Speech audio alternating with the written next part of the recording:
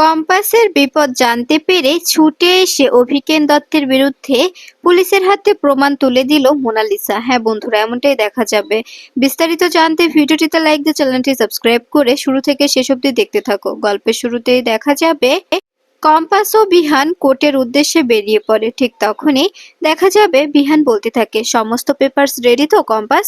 আজকে যে করে হোক আমাদের কোচিং সেন্টার চালু করার নোটিশটা আমাদের বের করতেই হবে। ওরা বেআইনি ভাবে আমাদের কোচিং সেন্টার বন্ধ করে দেবে, এটা আমরা কিছুতেই মেনে নেব না। তখনই কম্পাস বলে, হ্যাঁ বিহান স্যার, একদম সমস্ত পেপারস রেডি করে নিয়েছি সবকিছু। আজকে যে করে হোক আমাদের অর্ডার বের করে আনতেই হবে। আর মা তো গেছে, মা অবশ্যই কিছু একটা ব্যবস্থা করবে। এ কথা শুনে দেখা যাবে তখন তখন বিহান বলতে থাকে, হ্যাঁ আমি জানি মা যেহেতু গেছে মা কিছু একটা করেই ছাড়বে, তা না হলে মা কিছুতেই বাড়ি ফিরবে না। এরপরে দেখা যাবে যখনই কম্পাস ও বিহান বেরিয়ে যাচ্ছে ঠিক তখনই পুলিশ অফিসার এসে কম্পাসের সামনে দাঁড়ায় আর বলতে থাকে, এখানে কম্পাস ভৌমিক কে? তুমি তো? তখনই কম্পাস বলে, হ্যাঁ আমি। কেন, কি হয়েছে? আর বাড়িতে পুলিশ কেন? কোনো সমস্যা, এনি প্রবলেম? আপনারা কি কিছু বলতে এসেছেন?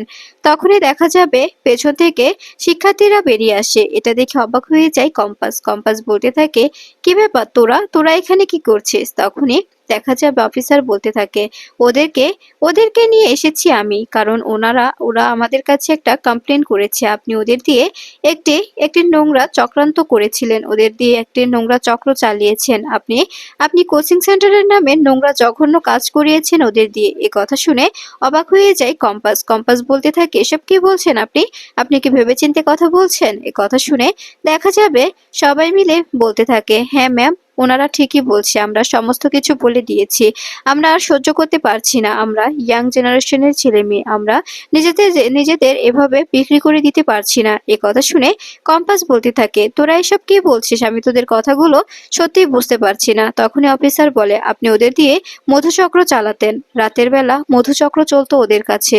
তখন এ কথা শুনে বিহান বলতে থাকে, ছি, তোমাদের লজ্জা করছে না? তোমরা যে কিনা তোমাদের জন্য এত কিছু করলো, তার বিরুদ্ধে এরকম একটা নোংরা অ্যালিগেশন আনার আগে তোমরা দুবারও ভাবলে না? সত্যি তোমাদের মতো অকৃতজ্ঞ আর কখনো আমি দেখিনি। তোমরা সত্যি এক একটা অকৃতজ্ঞ। তখন এই কথা শুনে দেখা যাবে ছেলে মেয়েগুলো সবাই মাথা নিচু করে দাঁড়িয়ে থাকে আর বলতে থাকে, না স্যার, আপনি হয়তো বা বুঝতে পারছেন না, কিন্তু ম্যাম আমাদের সঙ্গে এরকমটাই করেছে, তাই আমরা অফিসারকে জানাতে বাধ্য হয়েছি। আমরা এতদিন হলো সহ্য করে এসেছি, কিন্তু আজ আর সহ্য করতে পারলাম না। আজকে আজকে না বললেই নয়, আজকে আমি সাহস করে বলেই দিলাম। আমার আর বলার আমাদের আর কোনো রাস্তা ছিল না। তখন এই কথা শুনে দেখা যাবে বিহান বলতে থাকে, সত্যি তোমাদের দেখে আমার লজ্জা করছে। তোমরা তোমরা যে এতটা নিচে নামতে পারো, এতটা জঘন্য হতে পারো, সত্যি আমি ভাবতে পারছি না। তোমাদের নিয়ে আমরা গর্ব করেছি, আমরা ভেবেছি হয়তোবা তোমরা অনেক ভালো, কিন্তু তোমরা যে এতটা নিচু মন মানসিকতার, সত্যি আমাদের জানা ছিল না। তখনই কম্পাস বলে, প্লিজ বিহান স্যার, ওদেরকে কিছু বলবেন না। ওরা হয়তোবা কোনো চাপে আছে, ওদেরকে হয়তোবা কেউ কোনো চাপ দিয়েছে, যার কারণে ওরা এই কথাগুলো বলতে বলতে বলতে বাধ্য হয়েছে। তাই না রে? তোরা সত্যি করে বল না কি হয়েছে?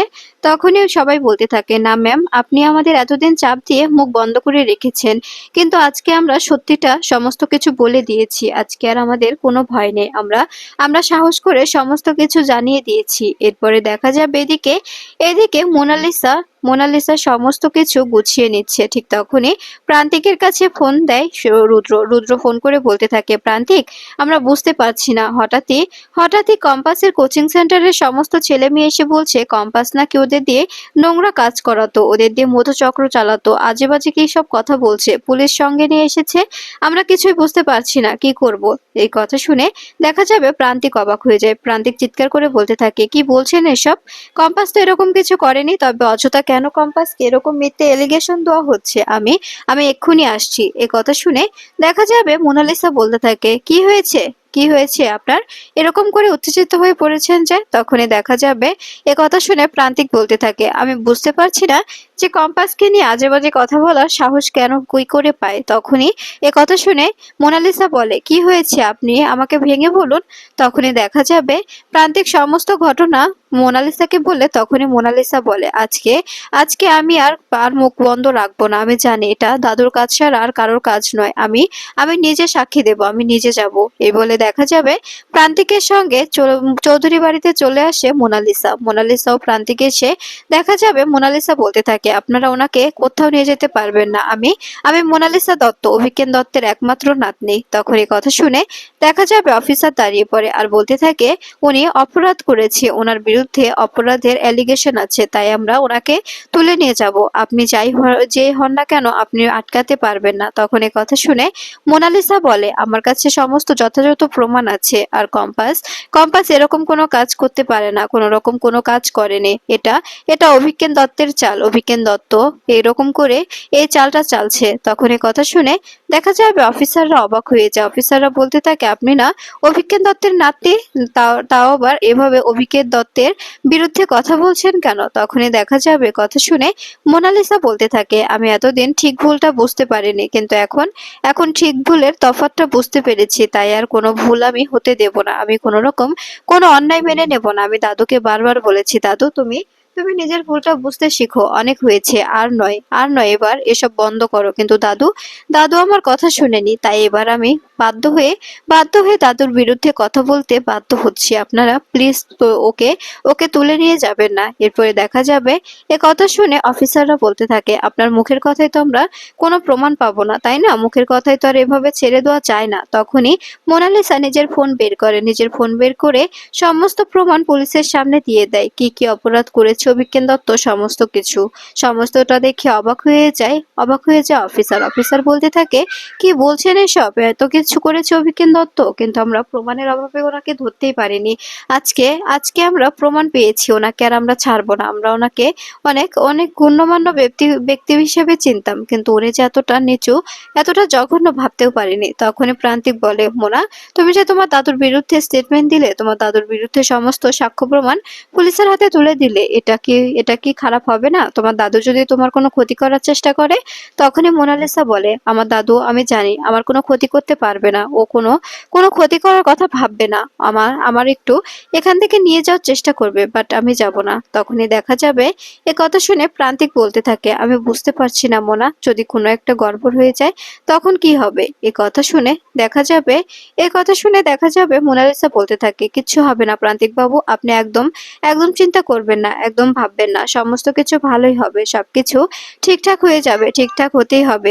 আপনারা প্লিজ এখন আসতে পারেন। আপনারা যদি এখন এখান থেকে যান তবে আমরা খুশি হব। তখন এ কথা শুনে অফিসার বলতে থাকে, আপনি কিন্তু ঠিক করলেন না। আপনার দাদু যদি এটা নিয়ে আমাদের সঙ্গে কোনো ঝামেলা করে, এটা কিন্তু আমরা কোনোভাবেই সহ্য করব না। এই কথাটা মাথায় রাখবেন। তখনই দেখা যাবে মোনালিসা বলে ওঠে, আপনি কি আমার আমার দাদুর টাকায় এখানে এখানে জব করছেন, নাকি আপনারা সাধারণ জনগণকে সেবা দেওয়ার জন্য সরকার থেকে আপনাদের রাখা হয়েছে? বলুন তো, আমার দাদুর ভয় দেখিয়ে আপনারা এতটা ভয় পাচ্ছেন কেন? আমি তো এটাই বুঝতে পারছি না। তখন এই কথা শুনে দেখা যাবে অফিসাররা চুপচাপ সেখান থেকে বেরিয়ে যায়। এরপরে দেখা যাবে এই কথা শুনে তখন কম্পাস এসে মোনালিসার সামনে দাঁড়ায় আর বলতে থাকে, সত্যি মোনা ম্যাডাম, তুমি যে এতটা পাল্টে যাবে, তুমি যে এতটা নিজের অধঃপতন করবে, সত্যি আমার কোনো জানা ছিল না। কখনো আমি ভাবতে পারিনি যে তুমি এরকম করে আমার পাশে দাঁড়াবে। তখন এই কথা শুনে দেখা যাবে মোনালিসা বলতে থাকে, তুই আর প্রান্তিক বাবু সবাই মিলে আমার চোখটা খুলে দিয়েছিস, আমাকে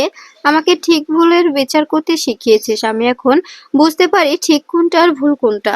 আমি দাদুর আর কোনো রকম কোনো অন্যায় মেনে নেব না। দাদুকে আমি অবশ্যই বুঝিয়ে দেব যে অন্যায়ের কোনো রকম কোনো আমি সাপোর্ট করব না। আমি অন্যায় আর সাপোর্ট করি না। তখন এই কথা শুনে কম্পাস বলতে থাকে, সত্যি মোনা ম্যাডাম, তোমার এই অদম্বদম দেখে আমার অনেক ভালো লাগছে। তুমি যে এত কিছু রিয়েলাইজ করতে পেরেছো, এটাই অনেক। আমি যে কি খুশি তোমাকে বলে বোঝাতে পারবো না। এ কথা শুনে দেখা যাবে মোনালিসা বলতে থাকে, থ্যাংক ইউ রে কম্পাস, আমাকে এতভাবে অ্যাপ্রিসিয়েট করার জন্য। তখনই কম্পাস বলে, শোনো মোনা ম্যাডাম, যত মানুষের উপকার করবে, নিজেকে একটু ভালো রাখার চেষ্টা করবে, দেখবে জীবনটা তত ততই সুন্দর। শুধু সমস্ত কিছু ছিনিয়ে নিয়ে নিজের নিজের দাদুর টাকায় ফুটানি করলেই কিন্তু জীবনটা সুন্দর হয় না। তুমি যেভাবে এখন জীবন উপভোগ করছো ওই বস্তিতে, সেভাবে থেকে দেখো, দেখবে জীবনটা কতটা সুন্দর, কতটা সুন্দরভাবে উপভোগ করা যায়, কত ভালোভাবে বাঁচা যায়। কিন্তু তুমি তুমি ওই ঘরটাতে থাকতে কিন্তু তোমার মনে কখনোই শান্তি ছিল না। একটা সত্য কথা বলো তো, এখন কি তুমি তুমি এখন কি প্রান্তিক প্রান্তিকটাকে ভালোবেসে ফেলোনি? তখনই মোনালিসা চুপ হয়ে দাঁড়িয়ে থাকে। এরপরে দেখা যাবে প্রান্তিক অবাক হয়ে মোনার দিকে তাকিয়ে থাকে।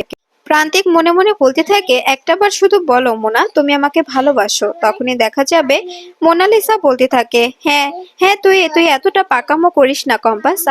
আমার ব্যাপারে তোকে এতটা ভাবতে হবে না। আমাকে নিয়ে ভাবার কিছুই নেই। আমাদের ব্যাপার আমরা নিজেরা বুঝে নিতে পারবো। তুই বরং তোর নিজের ব্যাপারটা বুঝে নে। তোকে এখন সাবধানে থাকতে হবে। চারপাশ থেকে তোদের উপর আক্রমণ আসছে। আমি আমি বুঝতে পারছি যে দাদু অনেকটাই ক্ষিপ্ত হয়ে আছে। বিশ্বাস কর কম্পাস, আমি কখনো চাই না যে আমার জন্য তোদের কোনো ক্ষতি হোক। সত্যি বলতে আমার আমার এই ইচ্ছে কখনোই জাগেনি। এ কথা শুনে দেখা যাবে তখন কম্পাস বলতে থাকে, আমি বিশ্বাস করি মোনা ম্যাডাম, তুমি যা যা করেছো এতদিন সবটাই দাদুর প্ররোচনায় করেছো। আর সঙ্গে ছিল ওই মুক্তি মাসি, যার কারণে তুমি তুমি এত অন্যায় করতে সাহস পেয়েছো। তাছাড়া তোমার এতটাও সাহস নেই যে তুমি একা একা এসব কিছু করবে। তুমি তুমি কখনো কোনো রকম কোনো প্ল্যান করে সারতে পারোনি। তাই আমি জানি তুমি কিছুতেই এত বড় বড় অপরাধ করতে পারতে না। এই কথা শুনে দেখা যাবে মোনালিসা বলতে থাকে, আমাকে ক্ষমা করে দে কম্পাস। আজকে আজকে যদি আমি সমস্তটা বুঝতে না পারতাম তবে যে কি হতো। তখন এই কথা শুনে দেখা যাবে কম্পাস বলতে থাকে, তুমি একদম চিন্তা করো না মোনা ম্যাডাম, তুমি একদম ভেবো না। সবকিছু ঠিকঠাকই আছে, ঠিকঠাকই থাকবে, কোনো রকম কোনো ঝামেলা হবে না। তখনই দেখা যাবে এ কথা শুনে তখনই তখনই মোনালিসা বলতে থাকে, ঠিক আছে প্রান্তিক বাবু, আমাদের এবার যেতে হবে, তাই তো? তখনই দেখা যাবে প্রান্তিক প্রান্তিক তখন এই কথা শুনে মোনালিসাকে বলতে থাকে, হ্যাঁ মোনা, একদম ঠিক বলেছো, আমাদের বেরোতে হবে।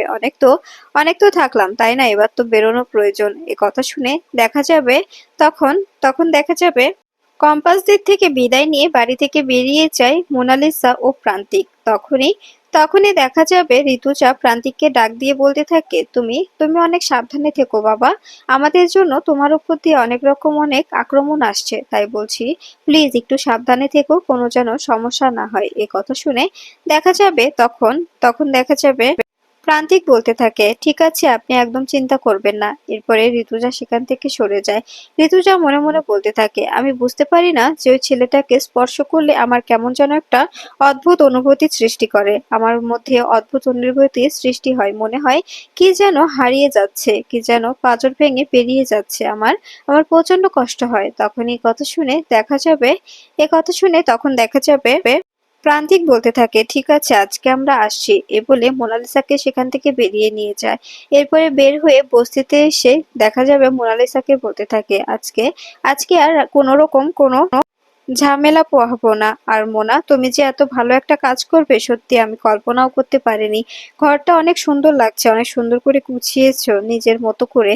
এভাবে যদি ঘরটা গুছিয়ে রাখো, নিজেকে গুছিয়ে রাখো, তবে তবে সবকিছুতেই ভালো লাগবে। এতটা এতটা অসহায় কোনোভাবেই মনে হবে না। বুঝতে পেরেছো তুমি?